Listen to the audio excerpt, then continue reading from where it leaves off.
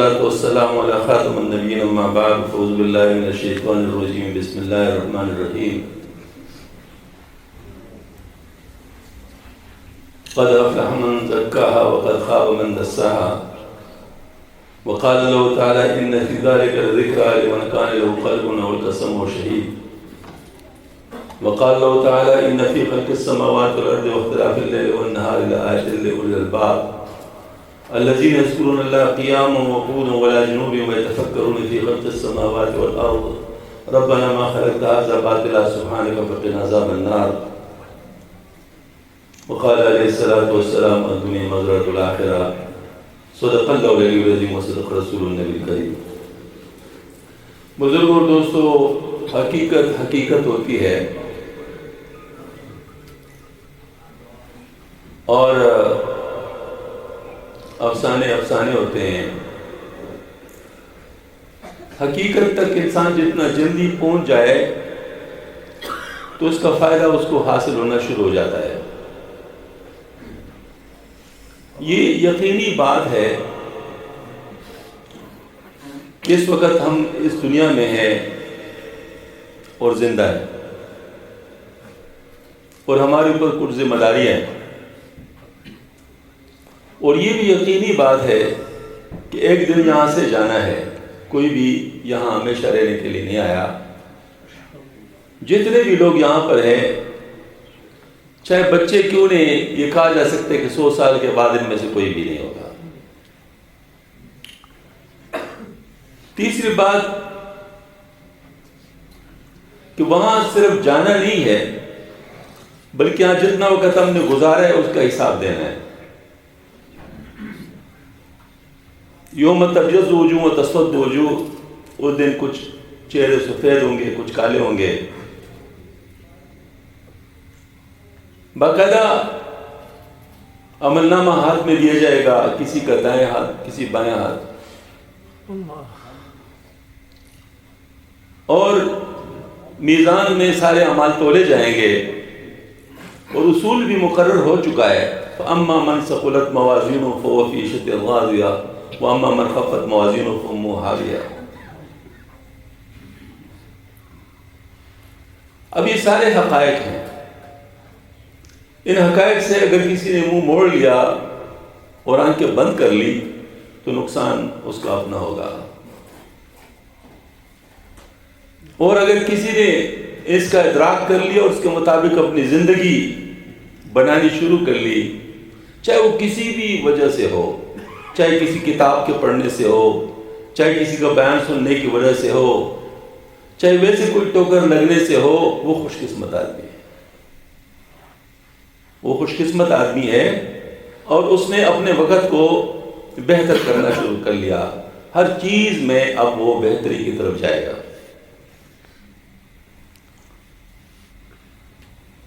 دو چیزیں ہیں جو ہمارے سامنے بہت بڑی رکاوٹیں ہیں۔ اگر یہ دو چیزیں نہ ہوں تو انسان فرشتہ بن جائے۔ یہ دو چیزیں انسان کو امتحان میں اور مشکل میں ڈالتی ہیں، لیکن یہی تو امتحان، ایک شیطان ہے اور ایک ہمارا اپنا نفس ہے۔ شیطان کا تو یہ حال ہے کہ جس وقت اللہ جل شانہ نے آدم علیہ السلام کو پیدا فرمایا اور آدم علیہ السلام نے سارے فرشتوں کو حکم دیا کہ آدم علیہ السلام کو سجدہ کرو، تو شیطان جو ابلیس اس وقت عزازیل تھا، وہ بھی فرشتوں کے اندر شامل تھا، اگرچہ وہ جنات میں سے، لیکن اس وقت بہت زیادہ عبادت کرنے کی وجہ سے فرشتوں میں شامل تھا، تو اس کو بھی حکم تھا۔ سارے فرشتوں نے سجدہ کر لیا کہ ان کو پہلے سے پتہ چل گیا تھا کہ اللہ پاک کی منشا کیا ہے، اللہ پاک کی مرضی کیا ہے۔ جو ان کا اشکال تھا اس کا جواب ان کو دیا گیا تھا، لیکن شیطان حسد کا گیا اور حسد کی وجہ سے آدم علیہ السلام کو سجدہ نہیں کر سکا۔ اللہ جل شانہ نے بڑی ہی حاکمانہ انداز میں، جلال میں شیطان سے پوچھا تو نے کیوں اس کو سجدہ نہیں کیا جس کو میں نے اپنے خاص طریقے سے بنایا؟ تو شیطان نے بجائے اس کی کہ معذرت کرتا، توبہ کرتا، اس نے اپنی طرف سے دلیل دینے کی کوشش کی۔ کس کو دلیل دینے کی کوشش کی؟ اللہ جل شانہ۔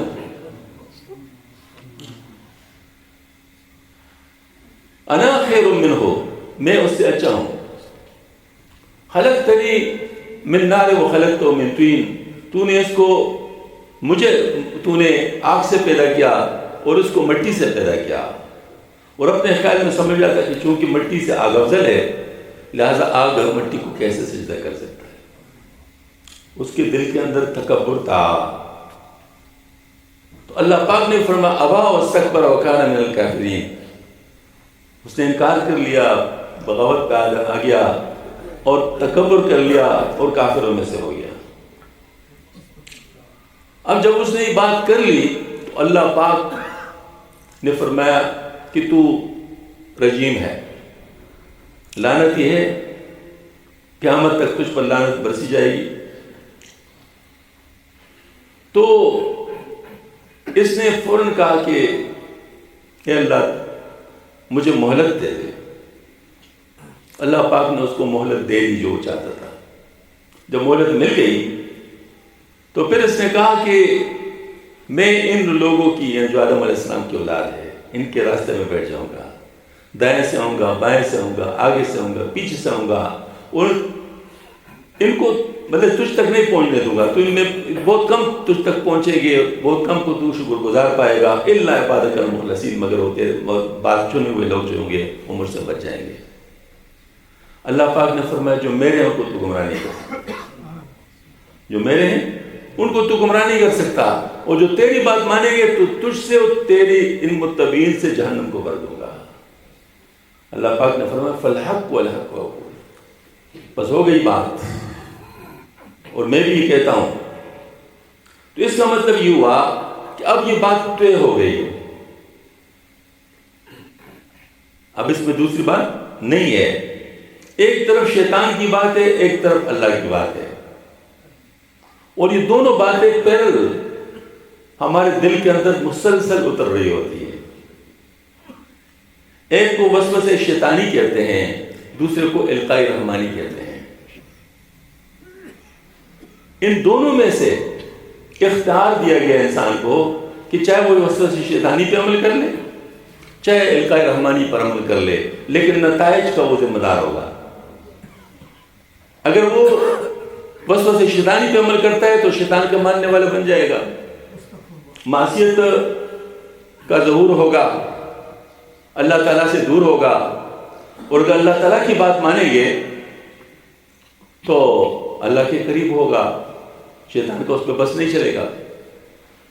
اب اللہ جل شانہ نے ایک قانون بنایا ہے، اور یہ حدیث شریف میں اس کی طرف اشارہ ہے، جس میں یہ ہے کہ جو شخص بھی نیکی کرتا ہے اس کا فوری اجر یہ ہوتا ہے کہ اس کے لیے دوسری نیکی آسان ہو جاتی ہے، اور جو برائی کرتا ہے تو اس کا فوری نقصان یہ ہوتا ہے کہ اس کے لیے دوسری برائی آسان ہو جاتی ہے۔ اس کا مطلب یہ ہوا کہ اگر کوئی شیطان کی بات مانتا ہے تو آپ یوں کہہ سکتے ہیں، آپ سمجھنے کے لیے میں عرض کرتا ہوں کہ جیسے 50% چینل یہ بھی کھلا ہے، 50% چینل یہ بھی کھلا ہے۔ اب اگر کوئی شیطان کی بات مانتا ہے تو اس کے لیے وہ مزید کھل جائے گا، مثلا 51% ہو جائے، اور یہ کم ہو جائے گا، 49% ہو جائے گا۔ پھر اگر وہ مزید شیطان کی بات مانے گا تو 52% ہو جائے گا، اور یہ 48% ہو جائے گا۔ حدیث شریف میں اس کی بھی ایک نظیر ملتی ہے، فرماتے ہیں کہ جب کوئی برائی کرتا ہے تو اس کے برائی کی وجہ سے، گناہ کی وجہ سے دل پر ایک سیاہ داغ لگ جاتا ہے۔ اگر وہ توبہ کر کے اس کو دور کر لے تو مٹ جاتا ہے، اور اگر وہ توبہ نہیں کرتا اور پھر مزید گناہ کرتا ہے تو پھر دوسرا داغ لگ جاتا ہے، حتیٰ کہ داغ بڑھتے بڑھتے اس کے پورے دل کو گھیر لیتے ہیں، پھر یہ مسلوب الہدایت ہو جاتا ہے۔ قرآن پاک میں ایسے لوگوں کے بارے میں آتا ہے ختم اللہ علی قلوبہم وعلی سمعہم وعلی ابصارہم غشاوۃ ولہم عذاب عظیم۔ دوسری طرف اگر کوئی شیطان کی بات مانے گا تو اس کے لیے دوسری نیکی آسان ہو جاتی ہے۔ دوسری طرف اگر کوئی شیطان کی بات مانے گا تو اس کے لیے دوسری برائی آسان ہو جاتی ہے۔ ایک شخص ہے وہ اللہ پاک کی بات مانتا ہے، شیطان کی نہیں مانتا، تو اللہ جل شانہ کی طرف سے جو القاء آ رہی ہے، وہ جو چینل ہے وہ کھل جائے گا اور یہ چینل تھوڑا بند ہو جائے گا، یعنی 51%، 49%، 52%، 48%، اور یہ ہوتا جائے گا حتیٰ کہ شیطانی چینل بالکل بند ہو جائے گا اور اللہ تعالیٰ کی طرف سے چینل بالکل کھل جائے گا۔ ایسے لوگ کے بارے میں فرمایا جو میرے ان کو تو گمراہ نہیں کر سکتا، جو میرے، کیوں؟ وجہ کیا ہے کہ شیطان کو اب اس میں دخل ہی نہیں ہو سکتا، اس طرف وہ اس کے لیے راستہ ہی نہیں ہے۔ یہ تو ہے دل کا حال کہ دل میں ایسا ہوتا ہے، اللہ پاک کا نظام ہے۔ دوسرا ہمارے نفس کا حال ہے، جو نفس ہے یہ ایسے یعنی اہم چیز ہے کہ اللہ اکثر قرآن پاک میں اجمالی طور پر ذکر ہوتا ہے چیزوں کا، تفصیل احادیث شریف میں ہوتا ہے، لیکن اس نفس کا ذکر کافی تفصیل کے ساتھ قرآن پاک میں آیا ہے، کافی تفصیل کے ساتھ۔ آپ ذرا غور فرمائیں، پوری سورہ شمس اس کے لیے نازل ہوئی ہے، پورا سورہ شمس جو ہے اس کے لیے نازل۔ آپ جو سورہ شمس پڑھ لے، بسم اللہ الرحمن الرحیم، والشمس وضحاها والقمر اذا تلاها والنهار اذا جلاها والليل اذا يغشاها والسماء وما بناها والارض وما طحاها ونفس وما سواها فالهمها فجورها وتقواها قد افلح من زكاها وقد خاب من دساها۔ اب دیکھیں اللہ پاک نے 7 قسمیں کہیں، اور اگر اضافی قسموں کو شامل کر لے تو 7 سے زیادہ ہیں۔ یہ قسمیں کہا کر اللہ پاک ایک اعلان فرماتے ہیں۔ اللہ تعالیٰ کو تو ایک قسم کہنے کی بھی ضرورت نہیں تھی، لیکن اللہ پاک مہربان بہت ہے، اللہ تعالیٰ ہم پر ہم سے زیادہ مہربان، اس پر قسم کہی جا سکتی ہے، اللہ تعالیٰ ہم پر ہم سے زیادہ مہربان ہے۔ تو اللہ جل شانہ نے اپنی مہربانی سے اپنے شان کو نہیں دیکھا، ہماری ضرورت کو دیکھا اور ہماری ضرورت کے مطابق بات فرمائی۔ 7 قسمیں کہا کر اللہ پاک نے ایک اعلان کیا، اور اعلان کیا ہے؟ اعلان یہ ہے کہ اس نفس کے اندر میں نے 2 چیزیں رکھی ہیں، فَأَلْهَمَهَا فُجُورَهَا وَتَقْوَاهَا، ایک اس کے فجور اور ایک اس کا تقوی، یعنی فجور بھی اسی کے اندر ہے، اسی نفس کے اندر، اور تقوی بھی اسی کے اندر ہے۔ کیسے؟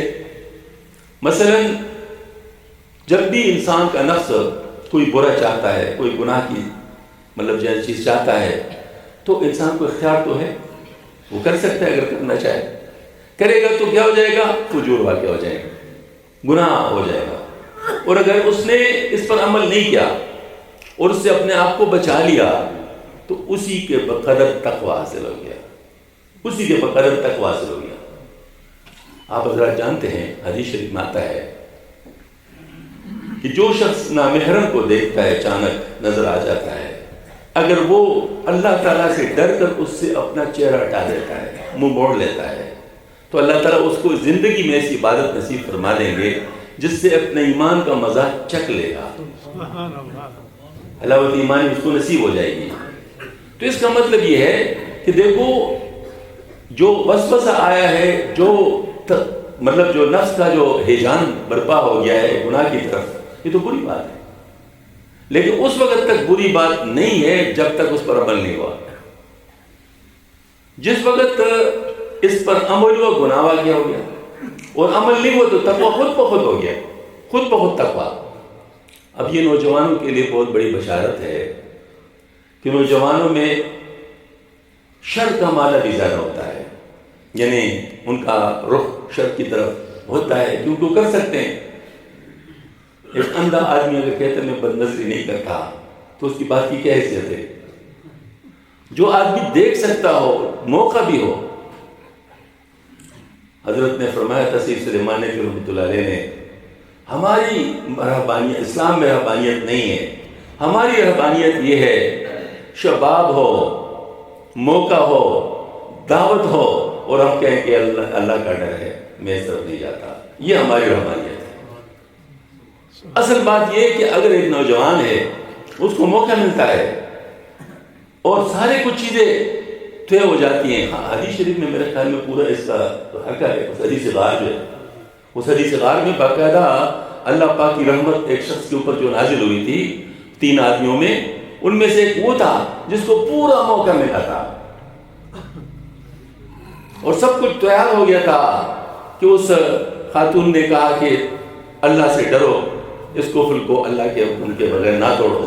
بس وہ اللہ سے ڈر گیا اور اوپر اٹھ گیا.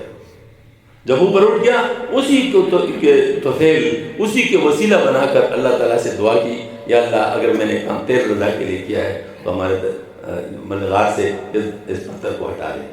تو اللہ تعالیٰ نے اس کو ہٹا دیا. تو اس درجے تو اس کا مطلب یہ ہوا کہ یہ بہت بڑا موقع ہوتا ہے اگر ایک شخص کو موقع ملتا ہے کسی برائی کا. مثلا کسی کو بہت بڑی رشوت پیش کی جا رہی ہے, اس کا دل بھی چاہتا ہے کہ میں رشوت لے لوں, اور پوری جنرل اس کی مطلب جس خواہش ہے. اب جتنی اس کی زیادہ خواہش ہے اس وقت تک اس کے اوپر کوئی ریٹنگ نہیں ہے, لیکن اگر اس نے اس کو لے لیا تو اتنے رشوت کا مرتکب ہو گیا, اور اگر اس نے نہیں لیا اور بچ گیا اتنے درجے کا متقی بن گیا, اتنے درجے کا متقی بن گیا. اسی طرح سود کو لے لو, اسی طریقے سے اور گناہوں کو لے لو. اگر نفس کے اندر خواہشات نفس ہیں, اس سے تو انکار نہیں ہے, لیکن اگر کوئی اپنے خواہشات نفس کے اوپر عمل نہیں کرتا بلکہ اللہ تعالیٰ سے ڈرتا ہے, اس پر عمل نہیں ہونے دیتا, تو اس درجے کا متقی ہے. اللہ پاک نے فرمایا فَأَلْهَمَهَا فُجُورَهَا وَتَقْوَاهَا. پھر اللہ پاک نے ایک بہت عالیشان قانون بتا دیا. ماشاءاللہ علماء بیٹھے ہیں, اگر میں غلط کہوں تو مجھے فوراً روک سکتے ہیں. یہ قرآن پاک ہے, میری طرف سے بات نہیں ہے. اللہ پاک نے فرمایا قَدْ أَفْلَحَ مَنْ زَكَّاهَا. یقیناً کامیاب ہو گیا وہ شخص جس نے اپنے نفس کو تمام رذائل سے پاک کر دیا. وَقَدْ خَابَ مَنْ دَسَّاهَا. یقیناً تباہ و برباد ہو گیا وہ شخص جس نے اپنے نفس کو اسی طرح چھوڑ دیا جس طرح سے ہے موجود. اب ذرا دیکھو اتنا بڑا قانون اللہ پاک فرما رہے ہیں قَدْ أَفْلَحَ مَنْ زَكَّاهَا. مجھ سے کسی نے کہا کہ کون لوگ ہیں جو شیطان کہتا ہے کہ جن پر جس کو کہتے ہیں نا یعنی اللہ عبادت المخلصین بھی کہتا ہے, اللہ پاک بھی فرماتے ہیں جو میرے ان کو تو گمراہی. یہ کون لوگ ہیں؟ میں نے کہا قد افلح من زکاها والے. یہ قد افلح من زکاها والے ہیں, یعنی جس نے اپنے نفس کو پاک کر دیا رذائل سے وہ اللہ کی حفاظت میں ہے. اب اس کے بعد اس کا مقام الگ ہے, وہ اللہ والا ہے, کیونکہ انسان نفس والا ہوتا ہے یا اللہ والا ہوتا ہے. اگر نفس والا نہیں ہے تو پھر اللہ والا ہوتا ہے. حضرت بایزید بستامی رحمۃ اللہ علیہ بہت بڑے بزرگ گزرے ہیں. وہ جب فوت ہو گئے تو نہیں, وہ تو دوسرا واقعہ ہے. ان کو خواب میں اللہ پاک کا دیدار ہوا تھا. خواب میں اللہ تعالیٰ کا دیدار ہو سکتا ہے. امام محمد بن حنبل رحمۃ اللہ 100 دفعہ ہوا ہے, تو خواب میں اللہ کا دیدار ہو سکتا ہے. تو خواب میں اللہ کا دیدار ہوا تو اللہ تعالیٰ سے عرض کیا یا اللہ تجھ تک پہنچنے کا آسان ترین راستہ کون سا ہے؟ تجھ تک پہنچنے کا آسان ترین راستہ کون سا ہے؟ یہ بزرگوں کو بھی اللہ پاک نے بڑے عجیب ذوق دیا ہوتا ہے, موقع سے فائدہ اٹھاتے ہیں. جب بھی کوئی موقع ملتا ہے تو موقع سے فائدہ اٹھاتے ہیں. تو اللہ پاک نے فرمایا دع نفسک وتعال, اپنے نفس کو چھوڑو پھر آ جا. صرف یہی فرق ہے اور کچھ نہیں, اپنے نفس کو چھوڑو پھر آ جا. تو اس کا مطلب ہے یہی نفس ہمارا سب سے بڑا مسئلہ ہے. اگر ہم اپنی نفس کا علاج کر لیں تو ہمارے سامنے پھر کوئی رکاوٹ نہیں, پھر ہم اللہ والے ہو جائیں گے. لیکن یہ نفس کا جو علاج ہے اتنا آسان نہیں ہے. وجہ کیا ہے؟ یہ نفس ہمارے اندر گھسا ہوا ہے, ہمارے اندر تمام چیزوں کے اندر موجود ہے. آنکھ کے اندر نفس موجود, کان کے اندر نفس موجود, زبان کے اندر نفس موجود, ذہن کے اندر نفس موجود, ہاتھ پاؤں کے اندر نفس موجود, جسم کے دوسرے اعضاء کے اندر نفس موجود. ان تمام چیزوں سے اس کو ڈیٹیچ کرنا یہ کاریدہ, یہ کوئی بڑا مشکل کام ہے. اس کو پھر کیسے کرنا چاہیے اس کے بارے میں عرض کرتا ہوں, اپنی بات میں نہیں کرتا. ظاہر ہماری کوئی حیثیت نہیں ہے, ہم تو بڑوں کی باتیں بتاتے ہیں, جو بھی ہم نے ان سے سنتے ہیں یا جو ان کی کتابوں میں پڑھتے ہیں وہی باتیں آگے بتاتے ہیں. حضرت تھانوی رحمۃ اللہ علیہ نے فرمایا ہے 3 طریقے اصلاح کے, 3 طریقے ہیں. ان میں سے کسی طریقے کو آپ کر لو, یہ آپ کی مرضی ہے, لیکن 3 طریقے ہیں موجود اصلاح کے. پہلا طریقہ اخیار کا ہے. اخیار وہ لوگ ہیں جو اپنی ول پاور کو ایکسرسائز کرتے ہیں, اس کے ذریعے سے حق کو جان لیتے ہیں, علم حاصل کر لیتے ہیں. حق کو جان لیتے ہیں, علم کو حاصل کر لیتے ہیں, پھر اپنے علم کے اوپر اپنے ول پاور کے ذریعے سے عمل کرتا ہے. مثلا نفس کہتا ہے یہ کرو, یہ ول پاور کے ذریعے سے کہتا ہے نہیں میں نے اس طرح کرنا ہے, اور وہ بچ جاتا ہے, تقویٰ بھی حاصل ہو جاتا ہے. اس طریقے سے وہ مسلسل ایک ٹسل میں ہوتا ہے، ہر وقت اپنی نفس کی مخالفت کرتا ہے. ماشاءاللہ بڑے لوگ اخیار، لیکن ان کے ساتھ مشکل ہے. مشکل یہ ہے کہ جیسے کوئی خراب گاڑی ہو نا، خراب گاڑی، اور وہ ڈرائیور چلا رہا ہو، وہ ڈرائیور بڑا مشاق ہو، لیکن جب وہ اس کو چلائے گا تو کیا آسانی سے چلائے گا؟ بہت مشکل سے. اب اس کہہ اس طرف گھما رہا ہے اور یہ اس طرف جا رہا ہے. اب وہ اپنی طرف سے اندازہ لگا کہ بھائی اتنے کی بجائے اتنا گھمانا چاہیے، پھر ہی آئے گا. اور کلچ دباتا ہے، کلچ کچھ اور چیز دکھاتا ہے، اور اس طرح بریک لگاتا ہے تو بریک کچھ اور چیز. اب یہ ساری چیزیں جو ہے نا وہ بڑی مشکل سے ارینج کرتا ہے. تو یہ ٹھیک ہے، وہ بڑا ماہر ہے، مان لیں گے بڑا ماہر، لیکن کیا اس طریقے سے چلنا چاہیے؟ کیا مہارت کی ضرورت اسی میں؟ بھئی اللہ پاک نے جو ذرائع دیے ہیں آسانی کے، ورکشاپ اگر ہے ورکشاپ لے جاتے کیوں نہیں ہے؟ اس کو ٹھیک کر لو، جب ٹھیک ہو جائے گا تو پھر آرام سے چلاؤ. ورنہ خراب گاڑی کا کیا اعتبار؟ کسی وقت آپ کا اندازہ غلط ہو گیا، ہاں جی، اور سڑک کی بجائے لڑک گیا تو آپ کیا کر سکتے ہیں؟ ایسے ہی ہوگا. تو اس کا مطلب یہ ہوا کہ جو خراب گاڑی استعمال کرنے پر بضد ہے، بے شک وہ بڑا ماہر ہے، لیکن یہ اپنی طرف سے ایک بیوقوفی ہے. اپنے لیے ایک مشکل طریقہ تو آپ کرنا ہے.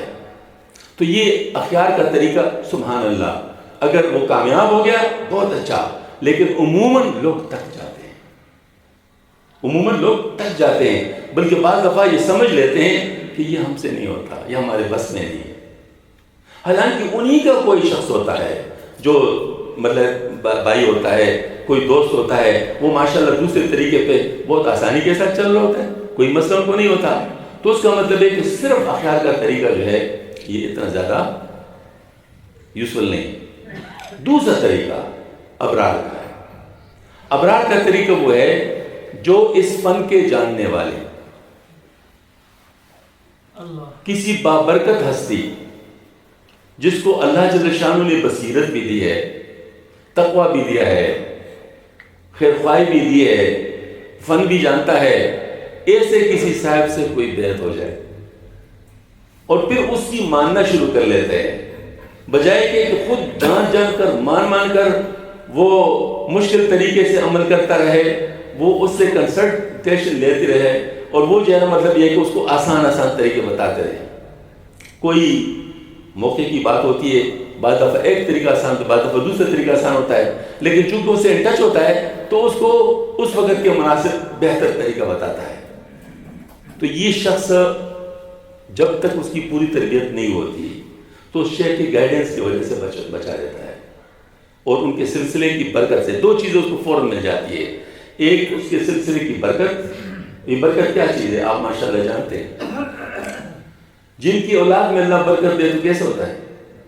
جن کی مال میں اللہ تعالیٰ برکت دے، ہاں جن کے جو ہے مطلب علم میں اللہ تعالیٰ برکت دے، یقیناً وہی علم ایک کے پاس نہیں ہوتے دوسری کے پاس ہوتے. ایک کے علم میں اللہ پاک برکت دے تو کہاں سے کہاں پہنچ جاتا ہے، دوسرے کے علم میں اللہ تعالیٰ برکت نہیں دیتا تو وہی رکا رہتا ہے.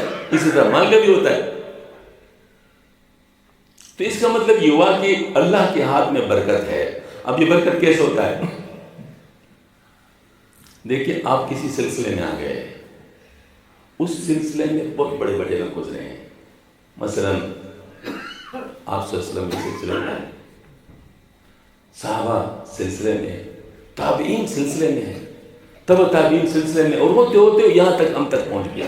یہ سارے اللہ والے سلسلے میں، جس وقت کی انہوں نے کبھی خانہ کعبہ پہ دعا کی ہے، کبھی تہجد میں دعا کی ہے اپنے سلسلے کے لیے. وہ دعائیں کہیں گئی تو نہیں ہے نا، رہ گاہ تو نہیں چلے گئی نا، وہ اللہ کے ہاتھ محفوظ ہے نا. اب ان کی دعائیں جو بھی اس کے لیے قابل ہوگا ان کے حق میں قبول ہوں گی، ان کے حق میں قبول ہوگی. تو یہ برکت ہے. تو اس وجہ سے اگر کوئی کسی کے سلسلے میں چلا جاتا ہے، مشقت وہ بھی کرتا ہے، مشقت پہلے والے بھی کرتے ہیں. ایک تو ان کی مشقت کم ہو جاتی ہے، دوسرا برکت کی وجہ سے بلے جلدی مطلب جو ہے اس کو ترقی ہو رہی ہوتی ہے. تو حضرت نے فرمایا یہ پہلے والوں سے تیز ہے. تیسرے قسم کے لوگ، ان کو شکاریہ کہتے ہیں. یہ وہ لوگ ہوتے ہیں جن کو اپنے شیخ کے ساتھ اس درجے کی محبت ہوتی ہے کہ وہ ان کے بات کو کسی وقت کس طریقے سے بھی رد نہیں کر سکتے، بلکہ دل سے چاہتے کہ مجھے کچھ بتائے تو میں اس پر عمل کر لوں. تو حضرت مجد الثانی رحمۃ اللہ نے بھی فرمایا ہے، اور حضرت ثانی رحمۃ اللہ کا تو میں ذکر ہی کر رہا ہوں، حضرت مجد الثانی رحمۃ اللہ علیہ نے ان الفاظ میں ذکر فرمایا، فرمایا بڑے مبارک ہیں لوگ، بڑے مبارک ہیں ایسے لوگ، یہ تو آن کی آن میں بہت کچھ جذب کر لیتے ہیں، یعنی بہت جلدی مطلب جو ہے ان کو وہ چیز حاصل ہو جاتی ہے۔ اب دیکھیے صحابہ کرام کو کتنی محبت تھی آپ سے کے ساتھ، محبت کی وجہ سے سب کچھ ہو رہا تھا، اتنی محبت تھی کہ ان کے کچھ مخصوص باتیں ہیں، اللہ کرے کہ ہم میں بھی آ جائیں۔ پہلی بات آمنا و صدقنا، ہم ایمان لائے اور ہم نے تصدیق کر لی، درمیان میں کوئی اور بات ہی نہیں ہے، آمنا و صدقنا۔ اور دوسری بات سمعنا و اطعنا، ہم نے سن لی اور اطاعت کر لی، اس میں کوئی تیسری بات نہیں۔ اور ایک بات اور بھی فرماتے تھے صحابہ کرام کہ ہمارے ماں باپ آپ پر قربان ہو، ہمارے ماں باپ آپ پر قربان ہو۔ اب یہ جو ہے نا، یہ تین باتیں صحابہ کے اندر جو تھی، انہوں نے صحابہ کرام کی تمام بیریئرز کو ختم کر دیا، نتیجتاً وہ کتنا آگے بڑھے۔ اس کے بعد جو تابعین ہے ان میں بھی سے جو ایسے لوگ تھے وہ بہت آگے چلے، ہمارے جتنے اولیاء کرام گزرے ہیں ان میں سے بھی جن کو اللہ تعالیٰ نے یہ چیز عطا فرمائی وہ بہت جلدی جلدی ترقی کر رہے ہیں۔ تو اس کا مطلب یہ ہوا کہ یہ ایک بہت ہی محفوظ طریقہ ہے کس کے ذریعے سے انسان آگے بڑھ سکتا ہے۔ اچھا، وہ مشائخ کیا کرتے ہیں؟ جب انسان ہم مشائخ کے پاس جاتے ہیں، مشائخ کیا کرتے ہیں؟ مشائخ تین چیزوں پر محنت کرتے ہیں، یہ میں آپ کو بات بتا رہا ہوں حضرت شاہ ولی اللہ رحمۃ اللہ علیہ۔ اصل میں عمل تو سب کرتے ہیں لیکن ہر ایک بتاتا نہیں، بتانے والے تھوڑے تھوڑے ہوتے ہیں، مطلب جو فن کو جانتے ہیں، جو ایکسپلین بھی کر سکتے ہیں، وہ کچھ حضرات ہوتے ہیں۔ شاہ ولی اللہ رحمۃ اللہ ان حضرات میں ہیں جنہوں نے ایسی باریک باریک باتیں بہت آسانی کے ساتھ بیان فرمائی ہے۔ تو شاہ ولی اللہ رحمۃ اللہ اپنے کتاب الطاف القدس معرفت من نفس میں لکھتا ہے کہ ہر انسان کے اندر تین چیزیں ہیں، ایک نفس ہے، ایک قلب ہے اور ایک عقل ہے۔ ایک نفس ہے، ایک قلب ہے اور ایک عقل ہے، اور یہ تینوں آپس میں ایسے باہم جڑے ہوئے ہیں اور ایک دوسرے کے ساتھ ایسے ہی پڑے ہوئے ہیں کہ جیسے مثال دیے، جیسے ایک جانور اپنے سینگوں کو دوسرے کو ہٹاتا ہے اور دوسرا اس کو ہٹاتا ہے، اس طریقے سے ان کے آپس میں مثلا دل جو ہے یہ عقل کو متاثر کرتا ہے اور عقل دل کو متاثر کرتا ہے، نفس عقل کو متاثر کرتا ہے، عقل نفس کو متاثر کرتا ہے۔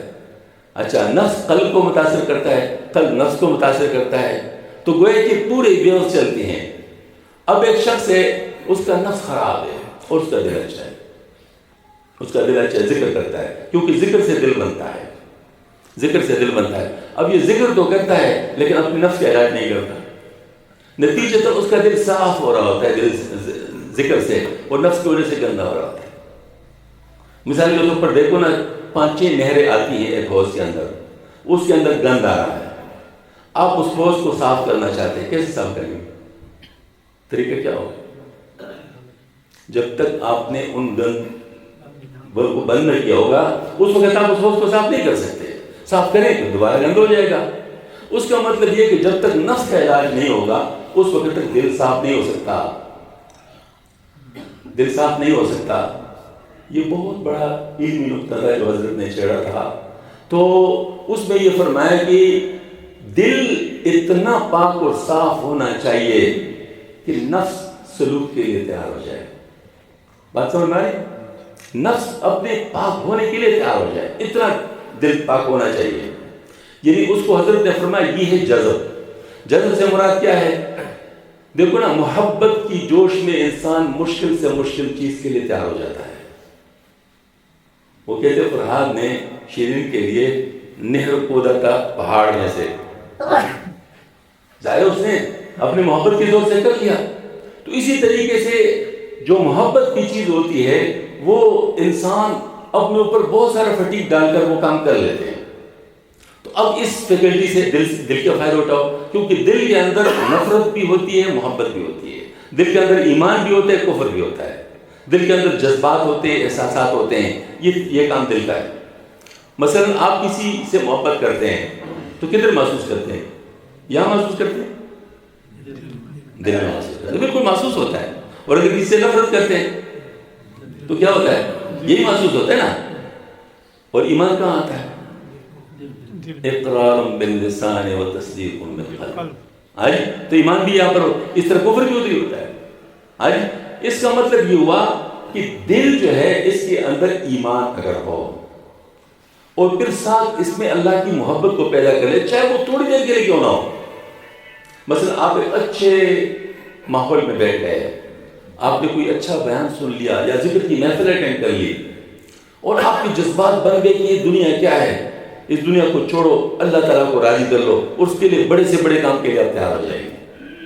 یہ جذبہ ہے، وقتی طور پر اتنا جذبہ پیدا ہو جاتا ہے. لیکن اگر آپ نے اس جذبے کو مینٹین نہیں رکھا اور یہ جذبہ پھر سرد ہو گیا تو جو کام اس سے کروانا چاہیے تھا وہ آپ نے کروائے نہیں، وہ کام جو مطلب کروانا چاہیے تھا وہ کروائے نہیں. تو اس صورت میں پھر کیا ہوگا؟ اس صورت میں وہ فائدہ تو نہیں ہوگا، ظاہر آپ کو چانس مس ہو جائے گا. میں آپ کو مثال دیتا ہوں. یہ لوہار جو ہوتے ہیں، لوہار جو ہوتے ہیں، یہ لوہار لوہے سے چیزیں بناتا ہے، وہ بٹی میں رکھتے ہیں، بٹی میں رکھ کر لوہا پورا گرم ہو جاتا ہے اور مولڈیبل ہو جاتا ہے. اس وقت وہ پھر اس کے اوپر کارروائی کر کے اس کو ٹھیک کر لیتا ہے، اس سے بڑی بڑی چیزیں بنا لیتا ہے. اگر وہ لوہار اس کو گرم کر لے اور کسی کے ساتھ باتوں میں لگ کر وہ پھر ٹھنڈا ہو جائے تو کتنا فائدہ ہوگا اس میں؟ ظاہر مجھ نے ضائع کر دیا چانس. یہی نقطہ حضرت مجدد افسانی رحمۃ اللہ نے اٹھایا ہے. یہی نقطہ حضرت نے اٹھایا ہے. حضرت نے فرمایا اپنے بھائی کو خط لکھا، اپنے بھائی کو خط لکھا کہ میں دیکھ رہا ہوں کہ لوگ جذب میں اور سلوک میں گڑبڑ کر رہے ہیں، جذب اور سلوک میں گڑبڑ کر رہے ہیں. میرا دل چاہتا ہے کہ میں اس کے بارے میں کچھ عرض کروں، تو اس لیے آپ کو یہ خط لکھ رہا ہوں.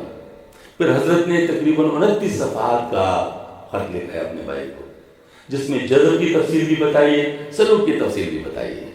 جذب ہوتا ہے دل کا معاملہ، سلوک ہوتا ہے نفس کا معاملہ، یعنی نفس کو ٹھیک کرنا. پھر تو حضرت نے اس میں فرمایا کہ جو لوگ جذب تو حاصل کر لیتے ہیں لیکن اس سے سلوک کی اصلاح نہیں کرواتے، سلوک تو نہیں کرتے، تو کیا ہوگے؟ فرمایا یہ مرزوم متمکن ہے. یہ مرزوم، یہ اصطلاح حضرت نے بنائی ہے، یہ مرزوم متمکن ہے، یہ ہوشیار تو ہے لیکن جذب کے اندر ہوشیار ہے. یہ سلوک چونکہ اس نے نہیں کیا تو یہ نہ خود پہنچے نہ دوسروں کو پہنچا سکتے. اس کی کیا وجہ ہے؟ اس کی وجہ ہے بنیادی مسئلہ تو نفس کا ہے. دیکھو نا، اللہ پاک نے 3 قسم کے نفس بھیجے ہیں. ایک نفس امارہ ہے جس کا بھی قرآن میں ذکر ہے، ایک نفس لوامہ ہے اس کا بھی قرآن میں ذکر ہے، ایک نفس مطمئنہ ہے اس کا بھی قرآن میں ذکر ہے. اب نفس امارہ کے بارے میں اللہ پاک نے فرمایا کہ یہ نفس تو برائی کی طرف ہی مائل کرتا ہے، اس لیے نفس امارہ ہے، برائی کی طرف ہی مائل کرتا ہے. تو نفس امارہ جب تک موجود ہے انسان خیر کی طرف نہیں جائے گا. لہذا نفس امارہ سے تو اس کو نفس مطمئنہ بنانا پڑے گا. لیکن نفس مطمئنہ بناتے بناتے درمیان میں نفس لوامہ سے گزرے گا. نفس لوامہ کیا ہے؟ اس کو چونکہ روشنی نظر آ چکی ہوتی ہے، اس کو کوئی خیر نظر آ چکا ہوتا ہے، اب اس خیر کو وہ حاصل تو کرنا چاہتا ہے لیکن پورا چونکہ کیا نہیں ہے، لہٰذا نفس کی وجہ سے دھوکہ ہو کر گناہ کر بیٹھتا ہے اور اس نور کی وجہ سے، اس روشنی کی وجہ سے پھر روتا رہتا ہے کہ میں نے کیا کر دیا، گڑ گڑاتا ہے، معافی مانگتا ہے. ہاں جی، پھر مطلب جو ہے اللہ کی طرف آ جاتا ہے، پھر اس کے بعد کوئی گناہ اس سے سرزد ہو جاتا ہے اس کو، پھر یہ روتا رہتا ہے، پھر جو ہے گڑ گڑاتا رہتا ہے. اب یہ سلسلہ ان کا چلتا رہتا ہے. لیکن جس وقت نفس مطمئن نہ ہو جائے اس کے بعد یہ شریعت پر مکمل مطمئن ہوتا ہے. پھر اس کو شریعت کے اعمال پر عمل کرنے میں ہی اطمینان حاصل ہوتا ہے، اس لیے اس کو کہتے ہیں نفس مطمئنہ. اس کا قرآن پاک میں بڑے عجیب الفاظ، شاندار الفاظ میں ذکر ہے. فرماتے ہیں یا ایتھا النفس المطمئنہ ارجعی الی ربک راضیۃ مرضیہ فادخلی فی عبادی وادخلی جنتی. اے مطمئن نفس، لوٹ جا اپنی رب کی طرف اس حالت میں کہ تو اس سے راضی ہے اور وہ تجھ سے راضی ہے. بس میری بندوں میں داخل ہو جا اور میری جنت میں داخل ہو جا. یہ جو ہے یہ نفس مطمئنہ کے لیے خبر ہے. اب یہ نفس مطمئنہ کیسے حاصل ہوگا؟ بقول حضرت مجدد افسانی رحمۃ اللہ علیہ فرمایا اس کے 10 مقامات طے کرنے پڑیں گے. 10 مقامات طے کرنے پڑیں گے، ہر مقام کی اپنی سگنیفیکینس ہے. پہلا مقام ہے مقام توبہ. توبہ دو قسم کا ہے، ایک توبہ غیر شعوری توبہ ہے اور ایک توبہ شعوری توبہ ہے۔ غیر شعوری توبہ اس طرح ہوتا ہے جیسے ہم استغفار کا جو 5 کلمہ ہے پڑھتے ہیں، استغفر اللہ ربی من کل ذنب اذنبتہ عمدا او خطا سرا وعلانیۃ واتوب الیہ من الذنب الذی اعلم من الذنب الذی اعلم انک انت علام الغیوب صدق الغفار لا حول ولا قوۃ الا باللہ۔ یہ جو ہے کیا ہے؟ یہ غیر شعوری توبہ ہے۔ کیسے؟ ہم نے کہا یا اللہ ہم نے جو گناہ کیے جس کو ہم جانتے ہیں جس کو ہم نہیں جانتے، قصدن کی خطا سے ہوئی، ظاہر کے بعد یا اللہ ہم تمام گناہوں سے توبہ کرتے ہیں۔ اب ہمیں بعض گناہوں کا پتہ بھی نہیں لیکن اس سے توبہ کر رہے ہیں۔ کیوں پتہ نہیں؟ بعض دفعہ علم نہیں ہوتا، بعض دفعہ علم نہیں ہوتا کہ یہ بھی گناہ ہے، اس کو کوئی بتائے گا تو پھر اس کو پتہ چلے گا نا۔ بعض دفعہ دھیان نہیں ہوتا، اگر تھوڑا سا دھیان خود کر لے تو اس کو پتہ چل جائے کہ میں تو مثلا میں آپ کو مثال دے رہا ہوں، بڑی موٹی مثال ہے، آپ سب حضرات اس کو جان لیں گے۔ یہ علم کی وجہ سے نہیں، صرف دھیان میں دینے کی وجہ سے۔ اب تھوڑا سا جس وقت لوگ نماز پڑھ رہے ہو نا، بطور مشاہدہ آپ کسی کونے میں کھڑے ہو جائیں اور لوگ دعا کرتے ہوئے دیکھیں کہ دعا کس طرح کرتے ہیں، دعا کس طرح کرتے ہیں۔ میں نے جو دیکھا ہوتا ہے تو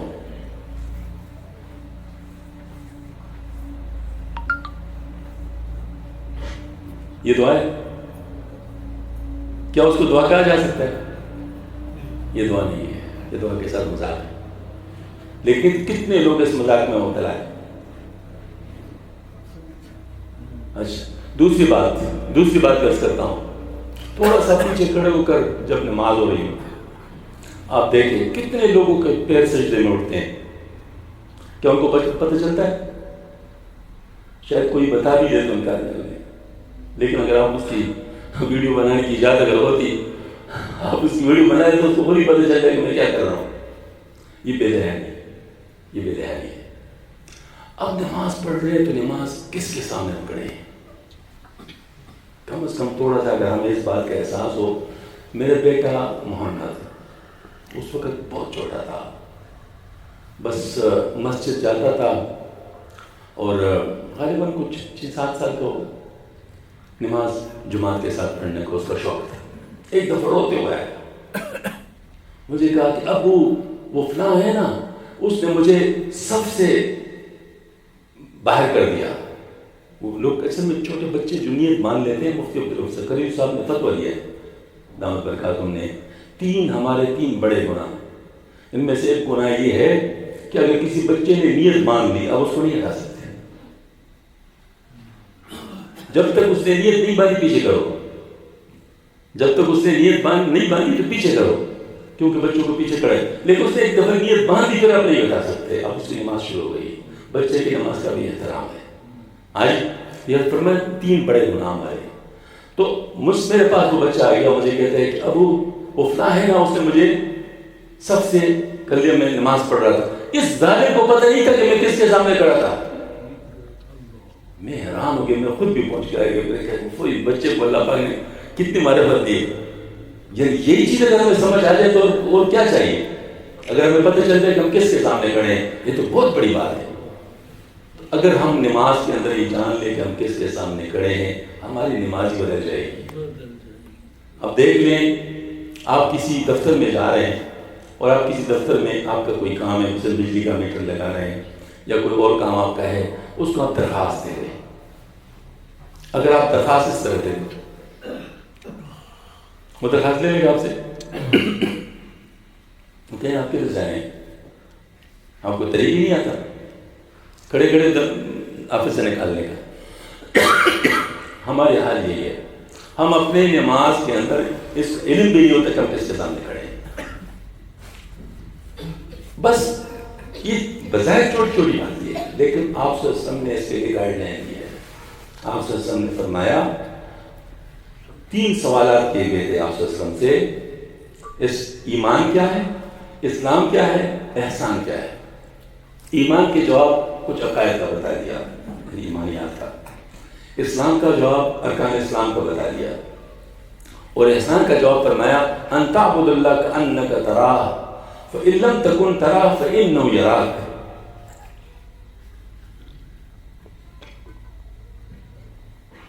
تو ایسی عبادت کر جیسے اللہ کو تو دیکھ رہا ہے۔ اور اگر تو دیکھ نہیں سکتا اللہ کو تو بے شک اللہ تو تجھے دیکھ رہا ہے، اس بات کا تجھے معلوم ہونا چاہیے۔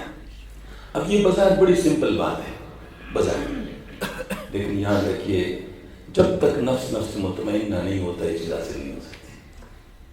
اس کی وجہ ہے کہ ہمارا نفس جب تک نفس مطمئنہ نہیں ہو تو ہم نماز میں کھڑے ہوں گے، لیکن ہمارے خیالات کس طرف ہوں گے؟ جس چیز کی طرف ہمارا نفس چاہے گا۔ کبھی دکان میں ہوں گے، کبھی کاروبار میں ہوں گے، کبھی ملازم ہیں تو کسی کے ساتھ بات کر رہے ہوں گے، کبھی کوئی کنسٹرکشن کر رہے ہوں گے، پتہ نہیں کیا کیا کر رہے ہوں گے، نماز میں نہیں ہوں گے، باقی سب چیزوں میں ہوں گے۔ تو اس کا مطلب یہ ہے کہ اگر ہماری نفس کی اصلاح ایک دفعہ ہو جائے، نفس مطمئنہ حاصل ہو جائے، اس کے بعد ہماری نماز بن جائے گی۔ ہمارے بہت بڑے بزرگ گزرے ہیں، مولانا حضرت عبدالرحیم ولایتی رحمۃ اللہ علیہ، چشتی سلسلے کے بڑے ہیں۔ وہ حضرت سید احمد شہید رحمۃ اللہ سے بیعت ہوئے، حالانکہ خود بڑے شیخ تھے، بہت بڑے شیخ۔ تو لوگوں نے ان سے پوچھا حضرت آپ تو خود بڑے شیخ تھے، آپ سید صاحب سے کیوں بیعت ہوئے؟ انہوں نے بڑا سمپل جواب دیا کہ میں نے سید صاحب سے نماز سیکھ لی، میں نے سید صاحب سے نماز سیکھ لی۔ اب نماز کیا ہے، کیسے نماز سیکھ لی؟ تو میں بتاؤں، اگر کسی کو کسی کے ذریعے سے کیفیت احسان حاصل ہو گیا تو نماز سارا حاصل ہو گیا نا۔ اس کے بعد ایاک نعبد و ایاک نستعین کی بات اور ہے، ہمارے اور ہے، ہم بھی کہتے ہیں، ہر وقت کہتے ہیں، لیکن کبھی ہم نے سوچا کہ ہم کیا کہہ رہے ہیں؟ اس ایاک نعبد و ایاک نستعین کا مطلب کیا ہے؟ کبھی سوچا ہم نے؟ شاید نہیں۔ لیکن جو کیفیت احسان والے ہوں گے وہ ایسے اللہ کے سامنے کھڑے ہوں گے، اس حال میں کہہ رہے ہوں گے ایاک نعبد و ایاک نستعین، جیسے آپ کسی اور شخص سے باتیں کر رہے ہیں اور اس سے کہہ رہے ہیں کہ بس ہم تو آپ کے پاس ہی آئے ہوئے ہیں، آپ ہی ہمارا سارا کچھ ہے۔ جیسے ہم اس طرح کہتے ہیں نا لوگوں کے ساتھ، اسی طریقے سے اللہ تعالیٰ سے بات کر رہے ہوں گے۔ حضرت علی کرم اللہ وجہہ کا ماشاءاللہ مشہور قول ہے، فرمایا جب میں چاہتا ہوں کہ اللہ مجھ سے بات کرے تو میں قرآن پڑھتا ہوں، جب میں چاہتا ہوں کہ اللہ مجھ سے بات کرے تو میں قرآن پڑھتا ہوں، اور جب میں چاہتا ہوں کہ میں اللہ سے بات کروں تو نماز پڑھتا ہوں۔ اب بات بالکل صحیح ہے، اس میں کوئی ایسی ویسی بات بھی نہیں۔ تو اب ہمارے کیفیت احسان حاصل کرنے کی دیر ہے، اگر یہ ہمارا حاصل ہو جائے تو یہی نماز و زکوٰۃ حج ہے، دین تبدیل نہیں ہوگا۔ یہ بزرگوں کا دین کوئی مختلف ہوتا ہے؟ شیخ عبدالقادر جیلانی کا مطلب کون سا دین تھا؟ کیا کوئی اور دین تھا؟ یہی نماز پڑھتے تھے، یہی روزے رکھتے تھے، یہی زکوٰۃ دیتے تھے، یہی حج کرتے تھے۔ اس لیے کہتے ہیں جب تک انسان پروسیس میں ہے، اپنے تربیت کے پروسیس میں ہے، اس کو کہتے ہیں سیر الی اللہ، یعنی گویا کہ اللہ کی طرف بڑھ رہا ہے، بڑھا رہا ہے قدم، سیر الی اللہ اس کو کہتے ہیں۔ اور جس وقت وہ کامل ہو جائے، اس کا سلوک طے ہو جائے، اس کے بعد جتنا زندگی اس کی باقی ہے وہ اعمال کر رہے ہیں، اس کو کہتے ہیں سیر فی اللہ۔ سیر فی اللہ پہ لوگ بعض دفعہ پریشان بھی ہو جاتے ہیں کہ کون سی بات ہے، سیر فی اللہ کا مطلب کیا ہے؟ تو پھر مجھے قرآن پاک کی اس آیت کا مطلب سمجھا دیں، والذین جاہدوا فینا، کیا مطلب ہے اس کا؟ والذین جاہدوا فینا لنہدینہم سبلنا۔ تو جو یہاں فینا کا مطلب ہے وہاں فی اللہ کا مطلب ہے، بس سمجھ رہی ہیں؟ تو اصل میں یہی بات ہے کہ انسان جس وقت، اور صرف اللہ کا آسان ترجمہ کیا ہے؟ طریقے صحابہ کے طریقے پر۔ کیونکہ وجہ کیا ہے کہ صحابہ کرام کی تربیت آپ صلی اللہ علیہ وسلم کی صحبت کی وجہ سے ہو گئی تھی، ان کو کسی اور تربیت کی ضرورت نہیں تھی، لہذا سیر اللہ تو ان کا تعین ہے، ان کا سارا کے سارا صرف اللہ ہی تھا۔ تو اگر آپ صحابہ کے طریقے پر آ جائیں اور وہ جو موانع ہیں جو نفس کی وجہ سے ہے اور دل کی وجہ سے ہے یا عقل کی وجہ سے ہے وہ دور ہو گئے، اب آپ براہ راست اللہ تعالیٰ کی طرف جا سکتے ہیں۔ تو اس کا مطلب کیا ہے؟ آپ نے صحابہ کا طریقہ اختیار کر لیا، اب صحابہ کے طریقے پر آپ جا رہے ہیں، وہی نماز جیسے صحابہ پڑھتے تھے آپ بھی پڑھنا شروع کر دیں۔ یقیناً آپ صحابی تو نہیں بن سکتے، لیکن صحابہ کے طریقے پہ چل سکتے ہیں، صحابہ کے طریقے پہ چل سکتے ہیں۔ آپ روزہ صحابہ کے طریقے پر رکھیں، آپ زکوٰۃ صحابہ کے طریقے پر دیں، آپ حج صحابہ کے طریقے پر کر لیں، آپ معاملات صحابہ کے طریقے پر کر لیں۔ اب مثلاً صحابہ کرام کا کیا حال تھا جب ان کو پتہ چل گیا کہ اگر کوئی کسی کا مال قبضہ کرتا ہے تو اس کے ساتھ پھر کیا ہوگا قیامت میں؟ تو اس وقت حالت ان کی یہ تھی کہ ہم تو اس پر لڑتے نا کہ میری چیز ہے، صحابہ کرام اس پر لڑتے کہ تیری چیز ہے، تیری چیز ہے، وہ دوسرے کہتے ہیں نہیں تیری چیز ہے. وہ آخر ماشاءاللہ وہ آپ کو جہاد کا واقعہ تو یاد ہی ہوگا جس میں ایک صحابی زخمی تھے تو اس کی طرف پانی کا پیالہ بڑھا دیا گیا. اتنے میں کسی دور سے مطلب جو اور صحابی زخمی تھے اس کی آواز آئی، نکل جی پہلے ان کو. اب اس وقت کیا حالت ہوتی ہے انسان کی؟ جب انسان فوت ہو رہا ہوتا ہے اس کو بڑی پیاس لگ رہی ہوتی ہے، لیکن اس کو اب اس کے پاس گیا تو کسی اور کی آواز، انہوں نے کہا نہیں پہلے ان کو. پھر جب ان کے پاس گیا تو کہتے کسی اور کی آواز، حتیٰ کہ جب ان کے پاس گیا تو فوت ہو گیا تھا وہ بجانے سے. اب یہ واپس آ گیا تو پہلے کی طرف وہ بھی فوت ہو گیا تھا. جب اس کے پاس گیا دوسرے کی طرف وہ بھی فوت ہو گیا. جب تیسرے کی طرف جائے وہ بھی فوت ہو گیا تھا. وہ پیالہ ان کے ہاتھ میں گیا، کوئی بھی کسی نے بھی نہیں کیا. یہ تھے صحابہ کرام، یہ تھے صحابہ کرام. دیکھو ہم تو یہ حالت ہے کہ ہم تو دروازے سے داخل ہوتے ہیں تو رش ہو جاتا ہے، ہر ایک کہتا ہے کہ میں پہلے داخل ہو جاؤں، حالانکہ اس طرح کوئی بھی پہلے داخل نہیں ہو سکتا. لیکن وہ حالت ہے کہ موت کا وقت ہے، اس کے باوجود وہ دوسرے پہ اثار کر رہے ہیں. تو میں اس کا سب اگر ہم لوگوں سے یہ موانع دور ہو گئے، یہ جو مشکلات ہیں، لوگوں نے پتہ نہیں تصوف کو چیز سان بنایا ہے. لوگ سمجھتے پتہ نہیں تصوف کیا چیز ہے. بھئی تصوف عملی چیز ہے، یہ فلسفہ نہیں ہے. اگر کسی نے اس کو فلسفہ بنایا تو اس کو تصوف کی آواز ہی نہیں کہیں. اصل میں تو عملی چیز ہے. اگر میں آپ سے کہہ دوں کہ آپ صحابہ کے طریقے پر آ جائے تو آپ مجھے کیا کہیں گے؟ ظاہر آپ کہیں گے تو آپ تو بہت اچھی بات کر رہے ہیں، صحابہ کے طریقے پر آنے میں کیا مسئلہ ہے. دوسری بات ہے کہ جب صحابہ کے طریقے پر میں نے آنا ہے تو صحابہ کے طریقے پر مجھے کون روک رہے ہیں؟ کہاں سے مجھے رکاوٹ پڑ رہی ہے؟ تو ظاہر ہے نفس سے رکاوٹ پڑ رہی ہے، دل سے رکاوٹ پڑ رہی ہے، جو ہے وہ عقل سے رکاوٹ پڑ رہی ہے. اگر میں رکاوٹوں کو دور کرتا ہوں تو اس پر مجھے کون غلط کہے گا؟ کوئی بھی مجھے غلط نہیں کہے گا. ساری باتیں ٹھیک ہیں. اصل میں باتیں یہی ہے، ہمارے بزرگوں نے باتیں بہت وضاحت کے ساتھ لکھی ہے. حضرت تعمیر مختلف مواعظ و ملفوظات آپ ماشاءاللہ اگر آپ وضاحت شروع کر لیں یقیناً پہلے دن سے آپ کو تبدیلی محسوس ہو جائے گی. میں خود اپنا واقعہ بتاتا ہوں. میں نے اپنے سے کم عمر ایک نوجوان، اس وقت میں FSC میں تو میٹرک میں تھے، لیکن تو وہ علمی کرانے کے. میں نے اس سے کہا، ارشد اس کا نام ہے، اب تو ڈاکٹر ہے. میں نے کہا ارشد صاحب میرا مطالعہ بھی ہے لیکن وہ بے قاعدہ مطالعہ ہے. آپ کا مطالعہ چونکہ علمی خاندان ہے تو آپ کا مطالعہ باقاعدہ ہے. میں آپ سے ایک مشورہ کرنا چاہتا ہوں کہ میں کہاں سے شروع کروں. میں میٹرک کے طالب علم سے پوچھ رہا ہوں. ہاں جی. تو مجھے اس نے بڑے عجیب بات کی. میں سمجھتا ہوں وہ ایک الہامی بات تھی، ورنہ میٹرک کا اسٹوڈنٹ ایسی بات نہیں کر سکتا، کم از کم میرا تجربہ میں. مجھے کہتے ہیں آپ اپنی اصلاح چاہتے ہیں، علم حاصل کرنا چاہتے ہیں؟ آپ اپنی اصلاح کرنا چاہتے ہیں یا علم حاصل کرنا چاہتے ہیں؟ میں نے ان سے کہا کہ نہیں، اصلاح چاہتا ہوں. علم تو حاصل ہو ہی جاتا ہے لیکن اصلاح بہت ضروری ہے، بغیر اصلاح کے تو کچھ بھی ٹھیک نہیں ہوتا. تو مجھے کہتے ہیں اچھا تو پھر اگر علم حاصل کرنا تو میرے پاس علماء کرام کی باقاعدہ مکمل سیٹس ہیں. علماء کے نام بتا دیے، یہ دے سکتا ہوں، یہ دے سکتا ہوں، یہ دے سکتا ہوں. اور اگر آپ اصلاح چاہتے ہیں تو حضرت تعمیر مختلف کے مواعظ سے کام شروع کر لیں، مواعظ سے کام شروع کر لیں. میں نے کہا نہیں مجھے دے دو. اس نے مجھے ایک جلد پکڑا دی. مجھے ابھی تک یاد ہے الحمدللہ. وہ جلد میں نے رکھا تھا لیکن میں نے کسی کو دیا تو پتہ نہیں، اب پتہ نہیں کس کے پاس، لیکن میں نے باقی سنبھال کے رکھا تھا. اس جلد کا پہلا آواز جو تھا وہ تھا الاستغفار. الاستغفار. حضرت کے 2-3 گھنٹے بیان ہوتا تھا، وہ جو ہے نا وہ لکھا جاتا تھا.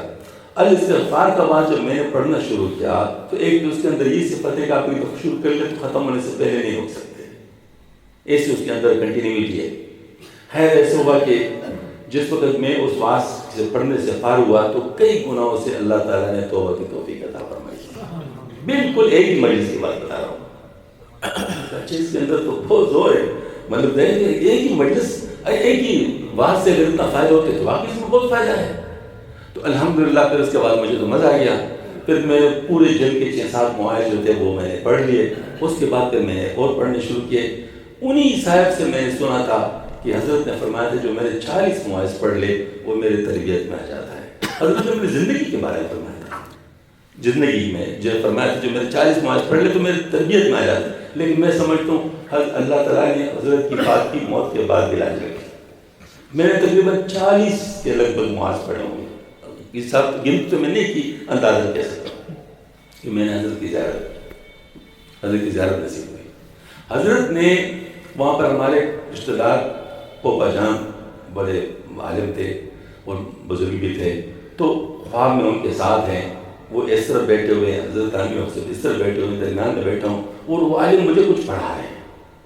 پھر اس کے بعد میں نے دیکھا کہ ہاسٹل کا گیٹ ہے، اس پہ پہلے حضرت تانوی افسر جا رہے، پھر اس کے بعد وہ عالم جا رہے، پھر اس کے بعد میں جا رہا ہوں، اور یہاں سے مولانا اشرف سلیمانی رحمۃ اللہ جو ہمارے شیخ بنے تھے ان کے گھر تک جاتا ہے، اور میں نے خواب دیکھ لی بخت۔ اس وقت وہ جوان تھا، پرواہ نہیں تھی، بس خواب دیکھ لیا۔